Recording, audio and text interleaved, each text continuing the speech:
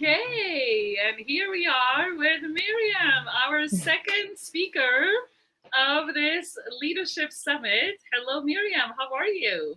Hello, Natalie. How are you? I am good. I have the sun in my eyes, but I'm good. So I'm so excited about our conversation. I'm going to introduce you and I'm going to talk about your value. But I want to say I'm very excited about that conversation because I do think it's a very much needed conversation. However, I will have to say that we have a 20-minute, 20 minutes. I know I could have 3 hours just talking about, what we're going to talk about. So Miriam is here to talk about Tikkun Olam. And I would love for you to type in the chat if this is not one of your favorite value, because it is one of mine. So thank you for choosing it, Miriam. And I think that what you are suggesting, this is Miriam's title, Changing the World by Having Better Political Conversation. Oh my God, is this tiny or not? This is exactly what needs to happen now. We need to have better political conversation. Yes. Type, oh yes, I see yes. Type in the chat, Ah, yes, or yes, if you are also wanting to have better political conversation. And no, we're not going to talk about the reform or anything that's happening in the world. But I want to introduce you to Myriam. Myriam Shermer is, first of all, Myriam was born in Jerusalem and then raised in Paris and then came back to Israel. And Myriam is a journalist in French-speaking media like the Jerusalem Post, I-24 News, and this is your passion, Myriam. So first of all, and I'm going to ask this question to everyone, why did you choose this value of Tikkun Olam? Can you tell us very, very short why? When I said just pick your value, what was that? What was that value for you? do you remember I rushed and I was like, oh my God, I want this value. And I was so sure it was already taken, but it was not. And I was very happy about that.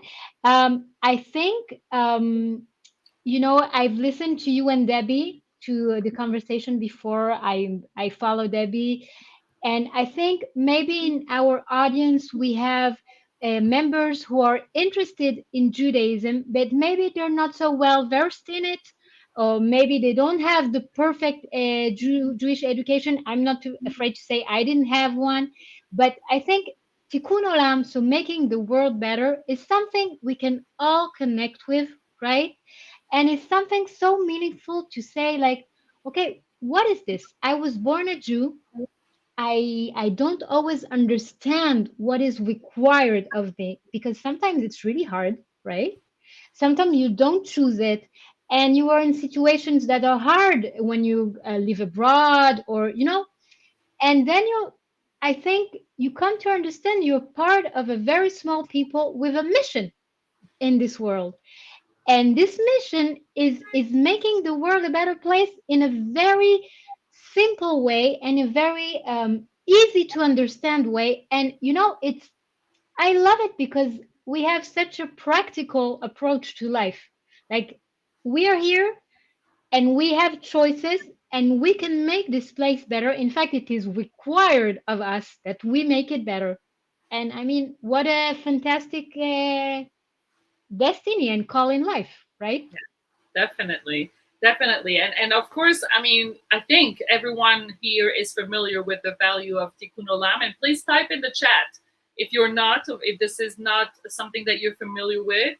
And I agree with you that it's a beautiful mission that we have as the Jewish people. But I am still going to ask, what is the connection between Tikkun Olam and having political conversation? Okay. Okay. And So and this is what I would love for you to explain. I mean, you said we're not going to talk about the reform, right? And we don't need to talk about the reform because I'm sure we have listeners from all over the world, and maybe they're not very informed about what's going on in Israel.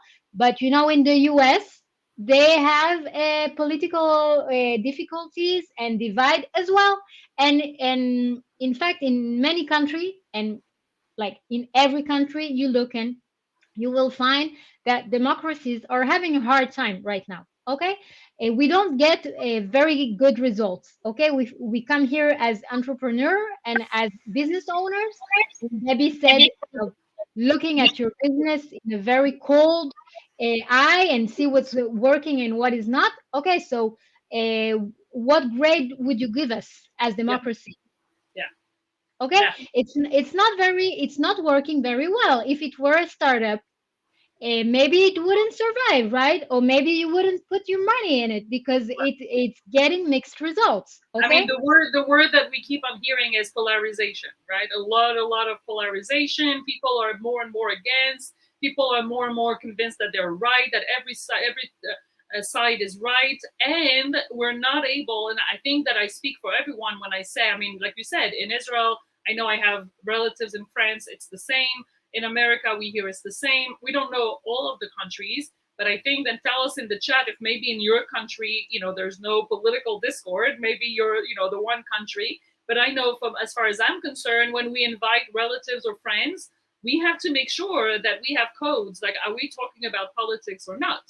Because if exactly. we sit at the table together and we are going to talk about politics, and it just so happened that we don't all have the same opinions. I mean, just last week, I mean, a few weeks ago, I invited my family, and we said before, like, let's not talk about politics because we're going to ruin our To Shabbat, ruin. ruin our weekend. Exactly. And so I Exactly. would love to hear your secret or your, magical, solution. Like, how do we have smart, intelligent political conversation? And I'm going to include here with people within our own people, right? Because we're talking about, people that are around us, but as with the Tikkun Olam, also, how do we have As political conversation as a Jewish people, maybe with people that are not Jewish, and see us, see Jewish equals Israel equals the, politics. So how do we solve this exactly as leaders, right? We have a as leaders? Oh responsibility yes, in oh our yes, communities. Exactly. So I think I love that you brought up the example of your family, right? Because I think this is the big thing. Like, we have as a society evolved so much in our business, in our personal relationships, with our spouse, with our children. We have a lot of resources to become better at what we do. A lot. Okay. And this has changed. If you look at our parents' generations or our grandparents, it's much easier today to be a parent, right? Because we have the internet and because we have so many experts that are here to and help us. personal development industry, which has And grown. personal development in exactly. And you helped me coin the term. What is all this? It's emotional intelligence, right? Yes, We have developed many tools, and businesses know today that they have to invest in relationships in the workplace. Okay, so this is the secret sauce to have better results, right? right, Okay. right, And yet we do politics as we did 50 years ago, maybe 100 years ago. Like, the only difference is now it's online. right, And so we hear it, it's very noisy, but it's the same. It's even worse because once you had to look someone in the eye and right, disagree with them, and now you can do it online and be much nastier, right? right, But in at the end of the day, it's the same. It's right, exactly the way we did it 50 years ago. And you know what happens to a business that is run like 50 years ago? It doesn't survive, right? right. So this is our problem. The thing is, we have to take what we know in the world of relationship and apply it, because what is politics? It's one big relationship. Right. Okay, like, we always say that the Jewish people is a family, right? And we are a very neurotic, dysfunctional family, but we are a family, right? I would And I love for people to type in the chat. Do you agree with what Myriam said? We are a very neurotic, dysfunctional family as a Jewish people. Tell me if you agree with that. But I love this about us, right? Yes. We are very interesting. And I think if you take that as an example, if you have a relationship, say, with your spouse or with your child, you can, there's always this moment that you're like, okay, I'm done trying to change them. Right. I'm done. It's Right. not working. Okay. Right. And now I'm going to try to move on to something where we can talk about mutual needs and try to make it work. And if I take Israel as an example, and there's been a lot of talk about, okay, we're going to divorce, We're going to split into two countries, two kingdoms, Israel and Judea, etc. And this is a little bit like a couple divorcing without going to therapy first, right? This is what it is. And Right. I'm like, okay, these are groups, these are not two people. And obviously we didn't choose to live with all these people in the same country, but at the end of the day it's kind of the same.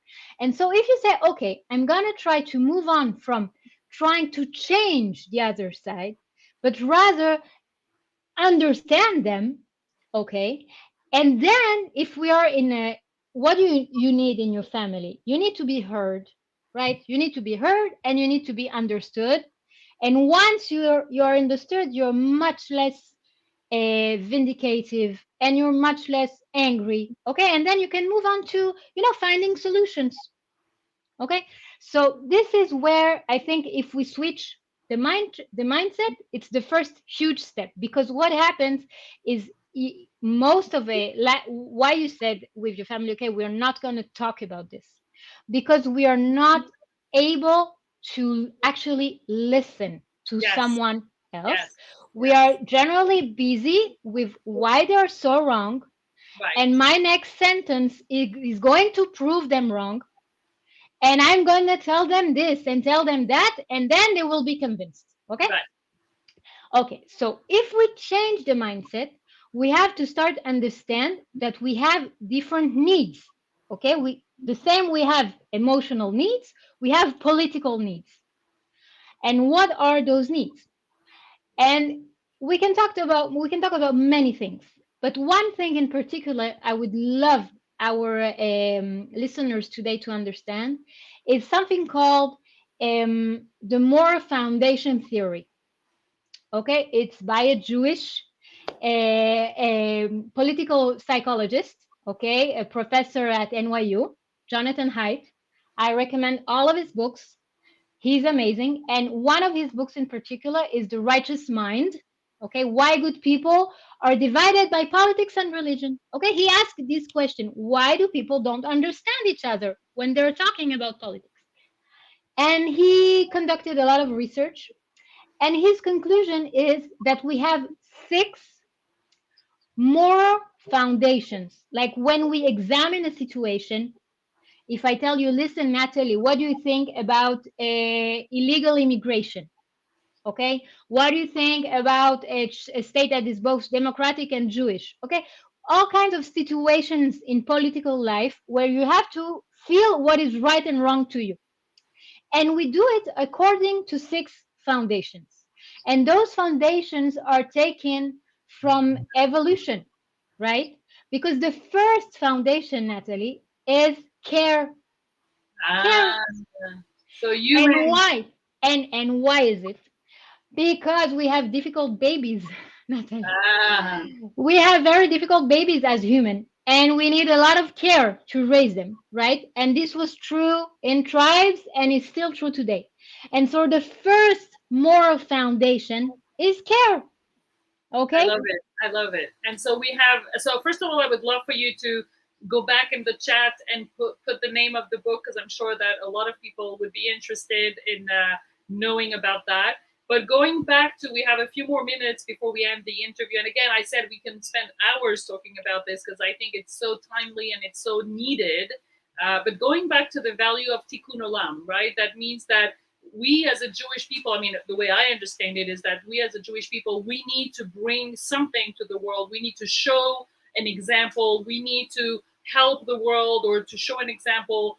And I agree with you that today we cannot pretend with the way we're managing or dealing with our political situation that we are an example for the world.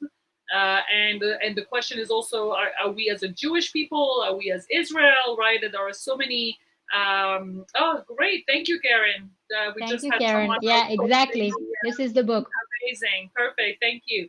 And so my question to you is: we're talking about leadership. We're talking about the leadership of the Jewish people, and we're talking about our role for the nations in an ideal world, or let's say, in your vision, if you would project your vision to an ideal version of what Israel should be. where do you think that Israel, like what can Israel teach other nations potentially? I know we're not doing it now, but what can Israel teach potentially? In terms of maybe politics or maybe listening to the other. Like, what is in our Jewish DNA that we can go deep down, dig somewhere, and say, hey, we have this tool, we can use this in to make our society better and to be a light for An the world. example to the An world. Yeah. example. How I do you see very much that? I very much believe that we can be an example because we have a case of being very passionate. Someone says we are a very passionate family, very passionate and very divided on the issues. And I think going back to those foundations, moral foundations, what Jonathan Haidt found is that we have six of them, but people tend to not hold them in the same regard. And whether you're going to choose some foundations is related to whether you are a liberal or a conservative. And whether you are a liberal or conservative is grounded, of course, in your education, but also in your personality, in how you were wired, how you were born. Okay. And what's so interesting about us as a people is that we are both very conservative, very, and we are both very liberal, right? Yes, We're at the extreme. Like, we wouldn't have a summit with Jewish entrepreneurs, women entrepreneurs, if we wouldn't have been both very conservative, okay, because we wouldn't be Jewish, right. right? Because we hold on to something very old and very traditional, but at the same time, we are a very liberal society. We always think forward. The very fact that I'm sitting here in Ramat Sharon in Israel talking to you is because we were part of a revolution, right? So we're both revolution. I don't know how to say that in English. Revol.